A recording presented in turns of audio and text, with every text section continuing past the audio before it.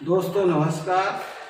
आज हम एक बहुत ही महत्वपूर्ण टॉपिक पे आपसे डिस्कस करेंगे। अक्सर आप लोगों ने देखा होगा जब भी फील्ड के केसों में कि गांव के जो पशुपालक होते हैं वो इतने बिजी होते हैं, या जानवर रात को बच्चा दिया तो शेड के अंदर या बाड़े के अंदर दे देती है, और ओनर को ये पता ही नहीं चल पाता कि आज हमारी गाय बच्चा देगी या हमारा जानवर बच्चा देगा, और रात में बच्चा दे देती है। और उसी समय वो जो है आंवर जेर, जिसको प्लेसेंटा बोलते हैं, तो जेर गिरा देती है।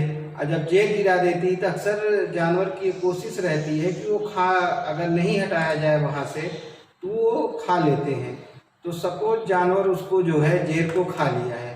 अब खा लिया तो समस्या ये आती है कि जानवर जो है फीड आप पे चला जाता है, और या तो उसका डाइजेशन गड़बड़ हो जाता है, तो पाचन तो और उससे फिर दूध में कमी आने लगती है, तो जानवर काफ़ी परेशान हो जाता है, क्योंकि उसका प्रोडक्शन लॉस होता है, वही उसका इनकम का जरिया होता है। तो ये बहुत ज़रूरी होता है। ये बहुत टॉपिक छोटी है लेकिन बहुत ही महत्वपूर्ण भी है कि इस पे भी हमें लगा कि एक वीडियो बना के आप तक इस छोटी सी बात को हम शेयर करें। तो हम जो है अब सपोज आंवर या प्लेसेंटा या जेर जो भी है इसको कहते हैं अपने अपने एरिया के अनुसार, क्षेत्र के अनुसार, तो इसमें हमारे पास 2-3 रास्ते हैं। या तो हम उसको मुंह के रास्ते से उल्टी करा के बाहर निकालें। ये संभव इसलिए नहीं है कि 300-400 लीटर का जो रूमेन बहुत बड़ा होता है, उसमें कोई चीज़ जाती है तो फिर वो निकलना जो है इतना आसान काम नहीं है। अब हमारे पास बचता है या तो मैं रूमेन के अंदर उसको पचा दूं कम्प्लीटली, और फिर उसको जो है गोबर के रास्ते से निकाल दूं। तीसरा रास्ता है। तो हम इन्हीं 2 रास्तों पे ज़्यादा फोकस करते हैं, गोबर के रास्ते से निकालना और पाचन को बढ़ा देना, तो ताकि आंवर जो है पच जाए। क्योंकि एनिमल सोर्स है ये आंवर, तो ये पच नहीं पाता है। तो ज़्यादातर केसों में इसको जो है गोबर के रास्ते से ही हम निकालते हैं। तो उसमें हम पुर्गेटिव लग्जेटिव का यूज करते हैं। आपके पास बहुत सारे प्रिपरेशन वेटनरी में आते हैं, जैसे ओपनर के नाम से आता है, और लज्जा बल्क मैनकाइंड बनाती है। तो लज्जा बल्क, इन दवाइयों का अगर आप जैसे मिल्क ऑफ मैग्नीशिया है, लिक्विड पैराफिन है, इन सब के कम्बिनेशन में जो है प्रिपरेशन आती हैं।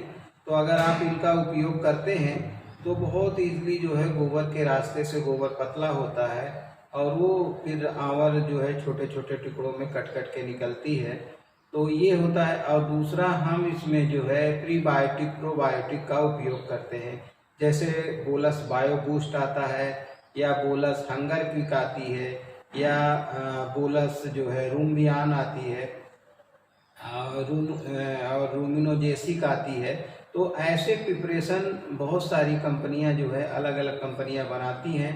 तो हम इसका उपयोग जो है जैसे कि ओकाजेस्ट बेटोक्यूनाल की है, तो 2 बोलस हम दिन में देते हैं और 5 दिन तक देते हैं। तो इससे क्या होता है कि माइक्रोफ्लोरा जो है रूमेन में बढ़ा देते हैं। जब माइक्रोफ्लोरा बढ़ते हैं तो पाचन में उसके प्रभाव पड़ता है, और जो है उसको पचाते हैं, और उसी समय जो है अपन पुर्गेटिव लग्जेटिव का उपयोग करते हैं, तो गोबर के रास्ते से निकलने में मदद करता है। और इससे हम जो है इस समस्या से हमारे पशुपालक बहुत जल्दी ही जो है छुटकारा पा जाते हैं, और जानवर पुनः जो है नॉर्मल स्थिति में आ जाता है और वर्क करने लगता है, और दूध के प्रोडक्शन से और फीड ऑफ से वो जो है उसको छुटकारा मिल जाता है, और जानवर पूर्णतः स्वस्थ हो जाता है। तो बहुत बहुत धन्यवाद। अगर हमारी जानकारी अच्छी लगी हो तो हमारे चैनल को लाइक करें, सब्सक्राइब करें और शेयर करें, और कमेंट भी करें आपको अच्छा लगे तो भी। और जो सुझाव देना चाहते हैं उसको भी सुझाव दें, हम चूँकि उसको दूर करने की कोशिश करेंगे। तो बहुत बहुत धन्यवाद आप सभी का।